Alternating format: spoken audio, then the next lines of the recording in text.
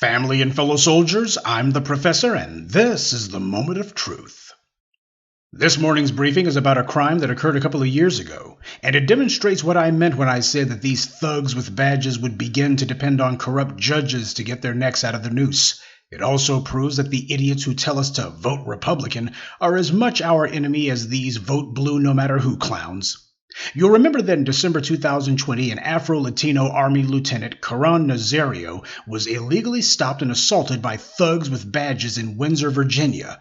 It's a small but unquestionably racist town. The excuse that the thugs gave was that he didn't have a license plate on his car. But after they illegally stopped him, it turned out he did have a license plate. So why were they stopping him at all? Because it wasn't about a traffic stop. It was some white supremacists carrying out yet another anti-black ambush. When Nazario said that he was scared to get out of the vehicle, the thugs said that he should be. So they were making it clear this wasn't a traffic stop. It was a pre-planned ambush. Lieutenant Nazario asked for a supervisor to be sent out. The thugs ignored his request and began assaulting him. First, a white Latino named Gutierrez pepper sprayed him several times. Then they beat him and handcuffed him. The only reason Lieutenant Nazario wasn't killed was because he made sure not to stop until he was in a public, well-lit place. This, of course, is typical behavior by the thugs in blue, the people who we're told do not target black people and who we're told they don't need to be defunded because they're just doing their jobs. I think it goes without saying, of course, that Nazario was never charged with a crime because he hadn't committed one. The thug Gutierrez, on the other hand, was fired just 4 months after the assault. The criminals, as always, are the police, but as sickening as this cowardly act of unprovoked violence was, the real crime happened later.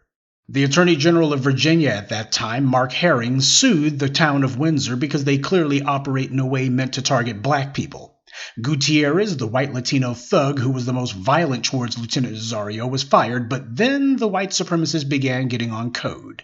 Their scheme began with the announcement that they were going to be appointing a so-called special prosecutor. Now, there was nothing special about this case, so they didn't need special anything to handle it. They had already made the decision that they were not going to prosecute. They simply brought in a special prosecutor as a way for the DA and the judges to be able to say, oh, well, you can't blame us for it. Why, it's this special prosecutor that we brought in who's not accountable to the public. That's the person you should be angry at. They called in some unelected temporary operative to do their dirt for them. Now, the crooked special prosecutor, didn't dare put this before a grand jury because he knew that a jury would indict and a trial jury would convict. So they didn't want this going to trial. The special prosecutor, Anton Bell, lied and claimed that Gutierrez and the other criminal hadn't violated any state laws, so he wasn't going to prosecute. He didn't even bring it before a grand jury. In fact, he didn't even have the nerve to try to have a judge give some phony illegal ruling on the case. This is about going back to the old pattern of trying to give immunity from law to the thugs with badges, burying the cases and doing it blatantly. This Anton Bell character said that if the feds wanted to prosecute, they could follow up, but as far as he was concerned, there were no laws that were broken. Now keep in mind, this special prosecutor, he didn't actually issue any sort of determination on this case until August of last year. That meant that he had had this dang thing for 2.5 years and hadn't even moved on it. What do you think that was about? He was waiting. They were just waiting out public attention, wait until the headlines change, wait until there's attention elsewhere, and then we'll quietly announce, well, we're not doing anything about this. That's why they wanted a special prosecutor. And he said that if the feds wanted to follow this, they could, but he wasn't doing anything about it. And you're probably wondering, where's Biden's DOJ been all this time? Over 2 years since this crime occurred, and Biden's DOJ has been napping? Kristen Clark and other do-nothings in Biden's DOJ have done nothing about this at all. Keep in mind, this crime happened only a few weeks after Biden was elected. The nation was going through the aftermaths of those uprisings. And Biden made it very clear he's not talking about this one, wouldn't even mention it. So, with Biden taking the side of the thugs in blue, Lieutenant Nazario was forced to go it alone and filed a civil suit. However, the judge on the case ruled that there was probable cause to pull Lieutenant Nazario over for a, quote, improperly displayed license plate. So the story's gone from he didn't have a license plate to, well, there was a license plate to now it was improperly displayed. Keep in mind, this judge said all this after there were no charges brought against Nazario. The judge also ruled that qualified immunity meant that the assailants couldn't be held accountable for their assault of Lieutenant Nazario, especially not for unlawful seizure and excessive force. Qualified immunity. Now, there's a talking point that we haven't heard in some time. Now, normally we only hear qualified immunity when it comes to a jury. Well, the jury didn't convict because of qualified immunity. That ain't working anymore, so now you got the judges saying, well, I'm not going to allow it because of qualified immunity. That's something that a jury's supposed to determine, not a judge. But it just goes to show they're testing the waters now. Biden's administration has made it clear that they are fully on board with the bad guys. So now they want to test and see, have things changed even a little bit since 2020? The thugs pulled him over for no reason. They then point their guns at someone who has his car parked. They pepper sprayed him and beat him. But apparently the judge felt, well, that's just them doing their jobs. And just to make it clear that this judge was on the side of the bad guys, he said that it was because Nazario didn't immediately exit the vehicle that it was legal. Guns are supposed to only be drawn in the event of an imminent danger. A person who parks at a gas station whose hands are in plain view is not an imminent anything. The judge dismissed the most damaging and readily provable parts of the case, and he only left false imprisonment and assault and battery. In other words, basically stuff that's barely a misdemeanor and in civil court hopefully wouldn't fetch too much money. This was about limiting the fallout for the thugs in blue. This was about crippling that case as much as possible. This week, a federal jury in Virginia awarded Nazario just $3,600. That's it. The jury found in favor of the attackers, by the way, in regards to the false imprisonment and assault and battery charges. Naturally, the criminals were glad to see that white supremacy got on code for once, with the attorney for the assailants saying, in the present climate, this took a lot of courage, and we thank the jury for their service. In the present climate, yeah, in a present climate where justice is at least possible, this is a problem. It took courage. No, it takes no courage to side with white supremacy. It takes no courage to ignore the law. Criminals do it all the time. It takes no courage. It takes no courage to attack the people in the society who have the least amount of power. It takes no courage to side with criminals who the taxpayers are forced to support. And that lawyer's statement is a blatant confession that they were on code. How does a jury find against your client and give your client this fine for $3,600, and instead of saying, oh my God, that was unjust, my client did absolutely nothing wrong, they should have come back and said that there was no penalty. Instead, the attorney says the $3,600, that's the right decision. Yeah, my guy, he had civil liability. He was civilly liable for this. The civil penalty, yeah, he should have gotten a civil penalty. Have you ever heard of a defense attorney who says that their client being found liable is the correct decision? So what does that tell you? This is the white supremacists congratulating other bigots in the courtroom for ignoring the law and giving a violent criminal a slap on the wrist. That's what this was really about. It's a matter of congratulating themselves. Yeah, we got on code for that one. So the bad guys are trying to get their little courage up. They're testing the fence to see what the results will be. Were the uprisings of 2020 a one-off? We'll continue with the moment of truth in just a moment, but first, a word from the official sponsor of Black Empowerment.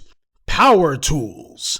There's no telling when something's going to come up, so make sure you carry your power tools at all times. You never know when you're going to need to bring the hammer down, or when you'll have some trash that needs to be blown away, or some obstacle that requires cutting down. Don't get caught empty-handed. Keep your hammer close by. Keep that leaf blower at the ready, and always carry your steel. Power tools. Because no matter what your day job or side hustle may be, there's no excuse for not being ready to put in some work. The progress of the last few years has been modest in comparative terms, but there has been progress towards making sure that the police are actually punished for their crimes. Now, the bad guys know that they can't undo this progress overnight, but what they want to do is to try to test the public, see how far they can go. What can they get away with? And this is happening at the federal level, mind you. This is what I was telling you about when I said that these crooked judges would be the thugs with badges last ditch. Also, you see that these racists didn't care that Lieutenant Nazario is a commissioned officer in the U.S. military.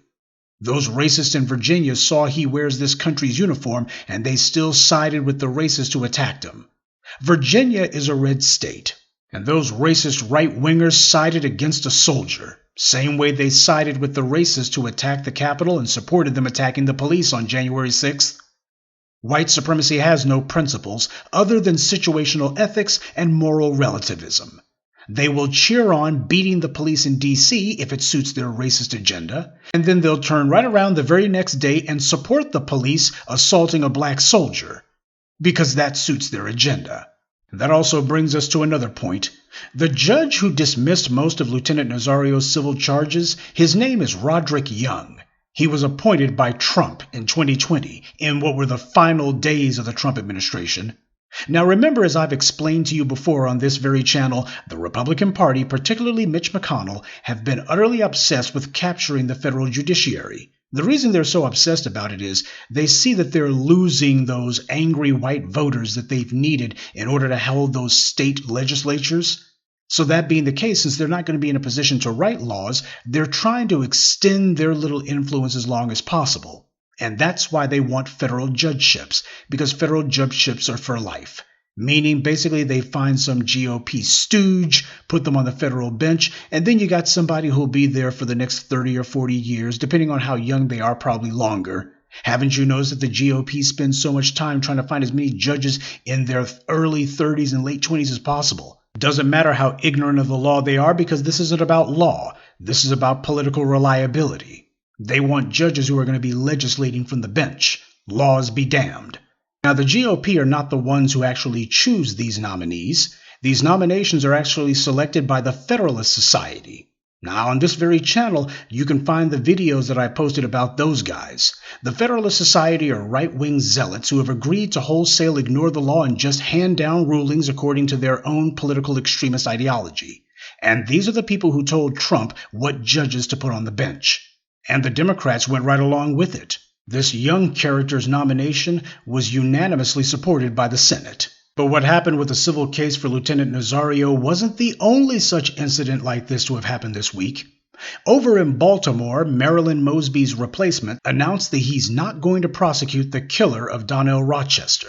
He actually had the nerve to make that announcement after the Maryland Attorney General's office had determined that prosecutors could likely prove that the killer had committed voluntary manslaughter. So the Maryland Attorney General's office's own investigation of this matter said that prosecutors could likely prove that the killer had committed voluntary manslaughter. And yet you got this new state's attorney here saying, well, I'm not going forward with it anyway. What does that tell you? This isn't about law. This is about white supremacy protecting the thugs in blue.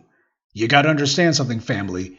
The only people as perverted as the white supremacists are the wannabes, because they'll go to extremes to show how much they want to be on the team. The bad guys have been backed into a corner, and now they're trying to slither their way out of it. I've been telling you exactly what the playbook would be, and here it is. The enemy is resorting to legal maneuvers that are meant to circumvent the criminal process, because they know they already lost that one. They can't depend on grand juries anymore and can't depend on trial juries. Appointing a special prosecutor is a tactic, not a strategy, because they can't do that all the time. Everybody would understand, gee, don't you notice the pattern? All these special prosecutors that they're appointing all of a sudden, because they didn't used to do that before, but gee, all these special prosecutors never seem able to charge anyone. It must be a trick by the prosecutors so they can avoid having to do the dirty work themselves. This is not something that's a long-term strategy at all. The very scumbags who don't want to prosecute the police are going to be allowed to choose who handles the cases? The fix is in. And that's because trash like Gutierrez are scared of criminal juries. He should be. White supremacists cannot be allowed to carry out violence and criminality without being made to pay a price. We've taken a pound of flesh from the criminals, but more is required to make sure the enemy doesn't start getting any ideas. Remember, every victory fuels the next victory, and every defeat fuels the next defeat. We've put these criminals on the ropes, but it's not enough to merely put them on the defensive. They also have to be kept there. The enemy is circling the wagons for anti-black racism, hoping to circumvent the law and the will of the public. What they think they're going to do is to regroup and make some sort of stand. Well, it falls to moral people to ensure that no matter what stalling tactics or desperate maneuvers the enemy tries to pull, it will still be white supremacy's last stand. Good day, and be one. I'd like to take a moment to mention some of our contributors. Mark Miller, Esfeo Dingaswayo, Richard Allen Lovell, Alvin McCoy, and Nora Brown. Salute to them and thank you to everyone for listening, liking, and sharing this message. Black empowerment only exists because of you.